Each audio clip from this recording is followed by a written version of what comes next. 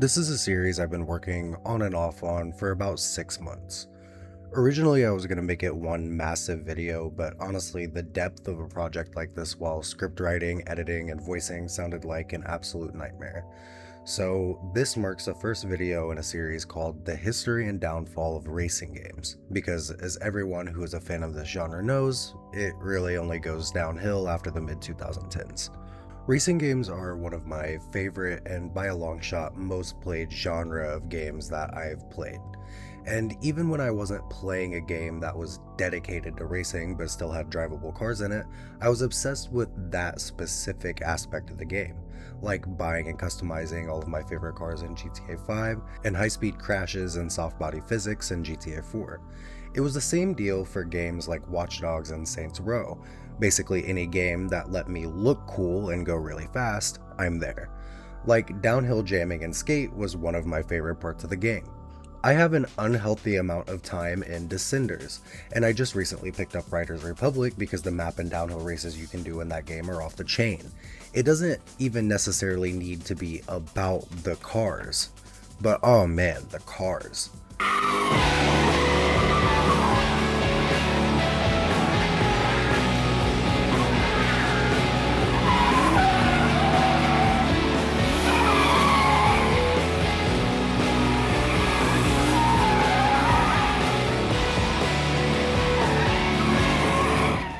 Ever since I was a kid, because of games like San Andreas and my dad being a car guy and a mechanic, I've always loved cars and car culture, but more specifically older car culture, the 80s, 90s, and 2000s of car culture, and Toge and Underground Racing were always my favorite genres of racing. To say that Need for Speed rocket shipped Underground Street Racing would be an understatement. Need for Speed Underground sold 15 million copies, and by mid-2004, according to EA, it sold 7 million copies. And Underground 2 was no different, clocking in 8.4 million sales in the first 2 months of release, and broke sales records in the UK. Immediately following the nuclear level blast to racing culture that was the Underground games came Fast and Furious Tokyo Drift, which hit TV screens all over the world, but most importantly to me, it took street racing and broadcasted it to your parents' TV. Tokyo Drift brought in over $23 million on its opening weekend, placing it number 3 behind the first Cars movie and Nacho Libre. Everyone knew what street racing was now. Everyone understood the culture, and companies started to find an opportunity to make money on the craze, and racing was more prevalent than ever. Let's take it back to Need for Speed though. So, what made Underground the hit that it was? Why do people still swear by these games to this day? Sick cars, a dark gritty map, amazing car customization, and incredibly intuitive physics models that in my opinion hasn't been toppled by any other arcade racer to this day, and a metric fuckton of gameplay. God, I wish games still released fully finished. Underground wasn't a game that I played a whole lot of, admittedly. I was 6 months old when Underground came out. But what I can tell you is that Underground was one of the first racing games that have a full comprehensive plot and story, cutscenes and all. Underground in 2003 has more game modes and unique races than Unbound in 2025, and both Underground games have more in-depth visual car customization than Forza Horizon 5. There's a reason why these games are still claimed as the best racing games of all time. These games came out in a time period where art and style was so key. We need to remember the absolute insane year for gaming that was 2003. We got Manhunt, Tony Hawk's Underground, True Crime Streets of LA, SSX3, the first Call of Duty game, and I could keep listing off bangers like this all day. Games were an art form in the early 2000s, not a cash grab like we have now. And it's funny because of all the games that I just listed, the only ones still standing are Need for Speed and Call of Duty. And we know where Call of Duty went, and we'll figure out how Need for Speed turned out later in the series. I don't have much to say about Underground 2 that hasn't been said better by other channels that are much better at this stuff than I am.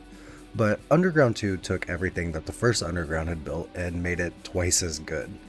Underground 2 was also the first Need for Speed game with an open world. Instead of trying to reinvent the wheel, they added in all of the same game modes from Underground 1, but added Street X, which were similar to circuit races but took place on actual tracks. URL, which is an underground track racing tournament league, and Outruns, which were cars that you could flash your headlights at and get into an impromptu race in the middle of free roaming, which made the game feel very alive. Customization was off the chain too. You could add subwoofers in your car in this game. Like, that's the level of ratchet that we were on in this decade. But Underground wasn't the only game getting into tuner culture around this time, and Rockstar wanted a piece of the pie.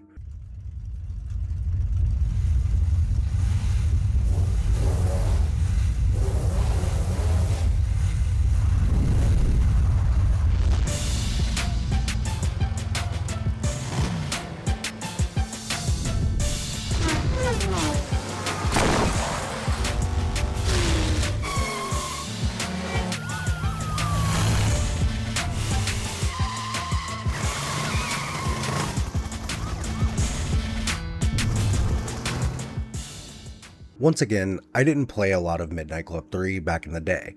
I played a little bit of LA, but I was always more of a fan of the Need for Speed franchise. But I still want to talk about it because Midnight Club still comes from an era where racing games were truly art. Midnight Club 3 came out in 2005 with the Dub Edition moniker being attached as a partnership with Dub Magazine. Dub Magazine is a company that focuses on urban car culture. I wouldn't quite call them dead. They've done collabs with major rap artists and celebrities, and they still have a YouTube channel, and the magazine still exists as a website. And they have a tour that's supposed to be releasing in 2026, but they're very low key and you don't see them doing a whole lot these days. I can't really find anything on how Dub got mixed in with Rockstar to be a major enough partner to literally get their names plastered in the name of the game itself. I imagine it came with a lot of money for development. I think the big thing that makes Midnight Club different, and something that no racing game to my knowledge has ever done since, is having multiple free roam maps with truly different vibes, consisting of San Diego, Detroit, and Atlanta. I think this is a really cool way to do a racing game map, or maps I guess in this case. I'd much rather have 3 densely packed maps with individual groups and tracks to race rather than one ridiculously large and completely empty map. Midnight Club 3 was also the first game in the franchise to have customization in terms of cosmetics and performance, divided into D, C, B, and A categories, but didn't have the style points that we saw with the Underground games. Midnight Club also shared some DNA with Underground for their racing categories, having pretty much all the same events except for drifting, replacing that with autocross, and then adding a track and frenzy game mode, which is basically like a banger race time trial. Something cool I also really like about Midnight Club was the addition of bikes, so you could race with a bunch of different bikes in different classes, which mostly featured Ducatis with the Kawasaki Ninja and an Aprilia mixed in, but we rarely see bikes in racing games anymore, with the Ride series being kinda dead and MotoGP being incredibly inaccessible with its level of difficulty. The most goated bike racing game we've ever gotten is still that big ass arcade game with the whole ass bike that you sit on to control where you're going when Walmart still had the arcade rooms. God damn, I miss those. Before we cut off our section on Midnight Club 3 though, I want to take a second to acknowledge the soundtrack of these games, because we are never getting that back. We had Lil Wayne, 50 Cent, Fabulous, Fat Joe, Birdman, The Game, T.I., Pantera, Daughtry, Nine Inch Nails, Marilyn Manson, Queens of the Stone Age, just in Midnight Club 3, all in the same soundtrack. Like, that is absolutely stacked. Underground had shit like Exhibit, Rise Against, more Mudvayne, more Queens of the Stone Age, Snoop Dogg. Like, we are never getting this back. Should I list you the Unbound soundtrack? Never mind, trust me, we'll get there. Midnight Club LA was the last racing game that we got with that early 2000s Tokyo Drift kind of vibe. It was the last game that truly held on to tuner culture, and it marked a few changes, so this section is more of an honorable mention than anything because, once again, old games, not a lot of knowledge. Midnight Club LA was obviously set in a fictional version of LA, but the biggest selling point of MCLA at the time was the fact that the map was bigger than all 3 cities in Midnight Club 3 combined. And with the new technological benefits of the Xbox 360 and PS3, in combination with the Rage engine, MCLA had a full day-night cycle, weather effects, and traffic with licensed vehicles. The licensed vehicles thing is kinda huge, because it marks 2 things. One, companies starting to only give access to certain cars if the developers of a game add other traffic cars from their brand as a form of advertising. And two, this sort of licensing deal became the norm in racing games afterwards, for better or for worse.